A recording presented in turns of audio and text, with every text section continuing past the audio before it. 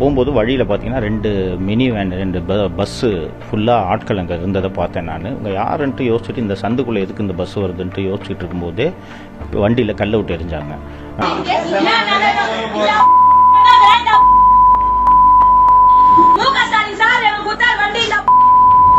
வந்தவர்கள் 2 பக்கெட்டு முழுக்க மலம், சாணி, சாக்கடை இதெல்லாம் அள்ளிக்கிட்டு வீடு முழுக்க ஊற்றி விட்டு சென்று விட்டிருக்கிறார்கள். வீட்டை சூறையாடி இருக்கிறார்கள். அம்மாவை தாக்க முயற்சிச்சிருக்காங்க. அப்புறம்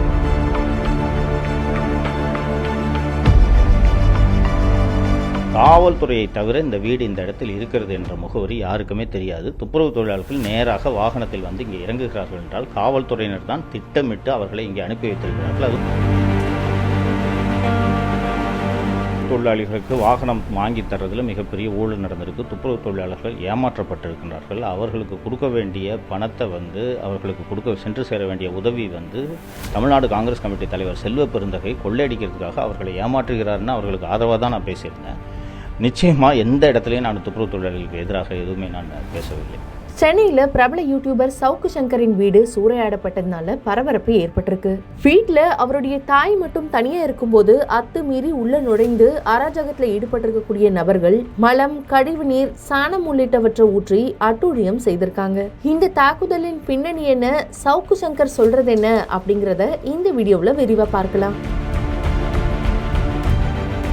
பிரபல யூடியூபர் சவுக்கு சங்கர் சென்னை கீழ்ப்பாக்கம் தாமோதரமூர்த்தி சாலையில தன்னுடைய குடும்பத்தோட வாழ்ந்து வராரு. இந்த நிலையில இன்று காலை 9:30 மணி அளவுல சவுக்கு சங்கர் வேலை நிமித்தமா வெளியே சென்ற நிலையில அவருடைய வீட்டுல சங்கரின் தாயார் கமலா மட்டும் தனியா இருந்திருக்காங்க. அந்த சமயத்துல திடீர்னு சவுக்கு சங்கர் வீட்டுக்கு துப்புரவு பணியாளர்கள் உடையில வந்திருக்கக்கூடிய 50க்கும் மேற்பட்டோர் கதவை தட்டி திறக்கும்படி ஆபாசமா பேசியதா கூறப்படுது. சவுக்கு சங்கரின் தாயார் கதவை திறக்காததுனால பின்வழியா கதவை உடைத்து உள்ளே நுழைந்திருக்கக்கூடிய 20க்கும் மேற்பட்டோர் வீடு முழுக்க மலம் கலந்த கழிவு நீர், சாணம் உள்ளிட்டவற்றை ஊற்றி அராஜக செயல்ல ஈடுபட்டிருக்காங்க. அவருடைய தாயார் கமலா கிட்ட சவுக்கு சங்கர் எங்க அப்படின்னு கேட்டு மிரட்டல் விடுத்து சென்றதாகவும் கூறப்படுது. பின்னர் வீட்டை முற்றுகையிட்டு போராட்டத்திலையும் ஈடுபட்டிருக்காங்க. இந்த தகவல் அறிந்த கீழ்ப்பாக்கம் போலீசார் சம்பவ இடத்துக்கு அனைவரையும் கலைந்து செல்ல செய்திருக்காங்க. வீட்டுல இருந்து கிளம்பிய சவுக்கு சங்கர் உதவியாளருக்கு போன் செய்த போது வீடு சூறையாடப்பட்டதையும் தாயார் மிரட்டலுக்கு ஆளானதையும் வீடியோவா வெளியிட்டிருக்காரு. அவருடைய எக்ஸ் தளத்துல இது தொடர்பா ஒரு பதிவு ஒன்னையும் போட்டிருக்காரு. அந்த பதிவுல நான் வெளியே கிளம்பியதும் 5 நிமிடத்துல வந்திருக்கக்கூடிய இந்த கும்பல் வீட்டின் கதவை உடைத்து உள்ள நுழைந்து படுக்கையறை, சமையலறை, சமையல் பொருட்கள் அப்படின்னு அத்தனை பொருட்கள் மீதும் சாக்கடையையும் மலத்தையும் கொட்டிருக்காங்க. என்ன நடந்தது அப்படின்னு என் தாயாருக்கு போன் செய்த போது அந்த போனை வாங்கி வீடியோ கால்ல கொலை மிரட்டல் விடுத்தாங்க. யாருடைய தூண்டுதல்ல இந்த தாக்குதல் நடைபெறுது அப்படிங்கறத சொல்ல வேண்டியது இல்லைன்னு குறிப்பிட்டு தமிழக முதல்வரை டாக் செய்திருக்காரு. இதை தொடர்ந்து தன்னுடைய வீடு சூறையாடப்பட்ட சிசிடிவி காட்சிகளையும் வெளியிட்டிருக்காரு சவுக்கு சங்கர்.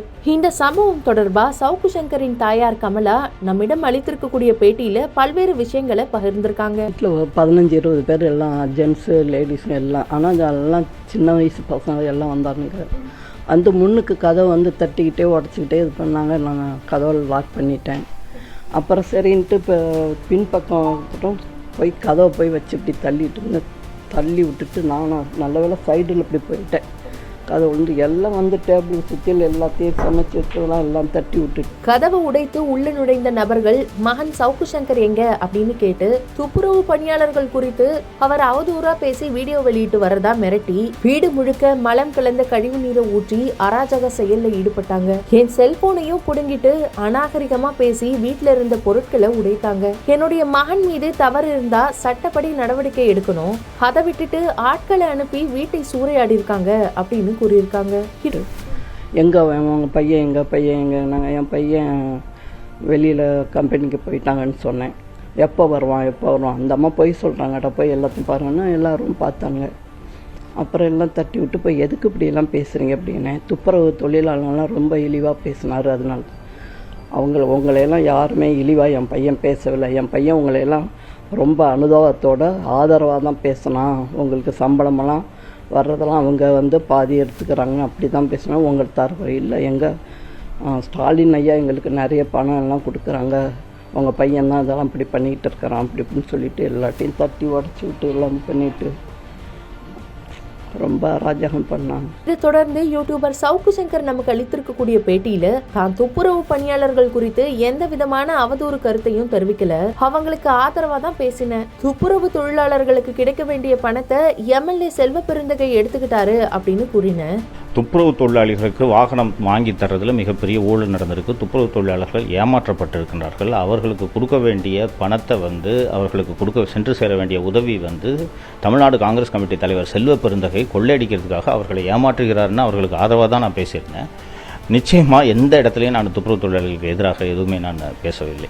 அந்த ஸ்டாலின் அவர்கள் போட்ட திட்டமே வந்து துப்புரவு தொழிலாளிகளுக்காக போடப்பட்ட திட்டம். ஆனால் காங்கிரஸ் கமிட்டி தலைவர் செல்வ பெருந்தகை அவர்களும் ரவிக்குமார் நாரா என்பவரும் சேர்ந்து கொண்டு இந்த துப்புரவு தொழிலாளிகளை ஏமாற்றுவதற்காகவே கிட்டத்தட்ட 230 வாகனங்களை அவர் செல்வ பெருந்தகைக்கு தெரிந்தவர்கள் பேரில் எல்லாம் பதிவு செய்து அந்த பணத்தையும் அவர்கள் எடுத்துக்கொள்கிறார். அந்த வாகனங்களுக்கெல்லாம் சேர்த்து அவரே ஒரு நிறுவனத்தில் ஒப்பந்தம் போட்டுட்டு இந்த துப்புரவு தொழிலாளிகளை ஏமாற்றுகிறார் அப்படின்ட்டு தான் நான் சொல்லியிருந்தேன். உண்மையான துப்புரவு தொழிலாளிகளுக்கு இந்த உதவித்தொகை சென்று சேர வேண்டும் என்று தான் நான் பேசியிருந்தேன் ஒழிய அவர்களுக்கு எதிராகவோ இடிவாகவோ நான் எதுவும் பேசவில்லை. அதுக்காக ஆட்களை அனுப்பி வீடு முழுக்க சாணி, மனித மலம், கழிவு நீரை ஊற்றி வைத்திருக்காங்க. என்னுடைய தாயார் தனியா இருக்கும்போது வீட்டின் கதவை உடைத்து வீட்டுல இருந்த பொருட்களையும் உடைத்து என் தாயை மிரட்டிருக்காங்க. என் வீட்டின் முகவரி காவல்துறையை தவிர வேறு யாருக்கும் தெரியாது. காவல்துறை தான் என் வீட்டின் முகவரியை கொடுத்து இந்த தாக்குதலுக்கு திட்டமிட்டிருக்காங்க அப்படின்னு குற்றம் சாட்டியிருக்காரு.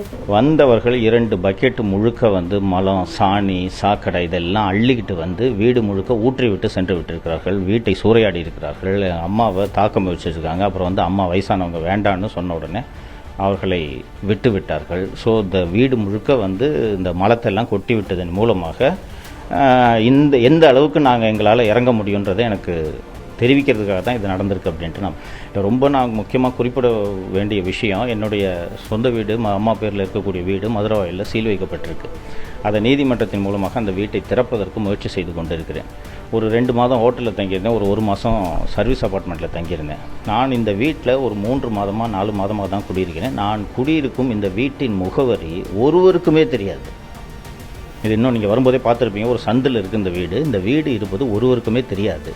காவல்துறையை தவிர இந்த வீடு இந்த இடத்தில் இருக்கிறது என்ற முகவரி யாருக்குமே தெரியாது. துப்புரவு தொழிலாளர்கள் நேராக வாகனத்தில் வந்து இங்கே இறங்குகிறார்கள் என்றால் காவல்துறையினர் தான் திட்டமிட்டு அவர்களை இங்கே அனுப்பி வைத்திருக்கிறார்கள். அதுவும் குறிப்பாக காவல்துறையினர் எதுக்கு சுற்றி வளைச்சிக்கிட்டு சென்னை மாநகர ஆணையர் திரு அருண் அவர்களோட உத்தரவின் பேரில் தான் இந்த தாக்குதல் நடந்திருக்கு என்று நான் உறுதியாக நம்புகிறேன். மேலும் இந்த தாக்குதலுக்கு சென்னை காவல் ஆணையர் அருண் மற்றும் எம்எல்ஏ செல்வ பெருந்தகை தான் காரணம் அப்படின்னு குற்றம் சாட்டியிருக்காரு. இதையடுத்து இந்த வீட்டையும் இப்ப காலி செய்ய கூறுறதுனால தான் எங்க செல்றதுன்னே தெரியல அப்படின்னு குறிப்பிட்டிருக்காரு. மேலும் இது தொடர்பா காவல்துறையில புகார் அளிக்க இருக்கிறதாகவும் நடவடிக்கை எடுக்கல அப்படின்னா நீதிமன்றத்தை நாட இருக்கிறதாகவும் குறிப்பிட்டிருக்காரு சவுக்கு சங்கர். இந்த சம்பவம் தொடர்பா கீழ்ப்பாக்கம் போலீசார் சம்பவ இடத்துல இருந்த சிசிடிவி காட்சிகளை கைப்பற்றி விசாரணை மேற்கொண்டு வராங்க. உண்மையிலேயே வீட்டுக்கு வந்து அராஜக செயல்ல ஈடுபட்டது துப்புரவு பணியாளர்கள் தானா அப்படிங்கிற கோணத்துல இந்த விசாரணை நடைபெற்று வருது. இந்த நிலையில சவுக்கு சங்கர் வீட்டுக்குள்ள புகுந்த நபர்கள் கழிவுநீரை ஊற்றி அராஜக செயல்ல ஈடுபட்ட சிசிடிவி காட்சிகள் வெளியாகி பரபரப்பை கிளப்பியிருக்கு. இந்த சம்பவத்துக்கு முக்கிய அரசியல் கட்சியை சேர்ந்த தலைவர்கள் கண்டனமும் தெரிவித்து வராங்க.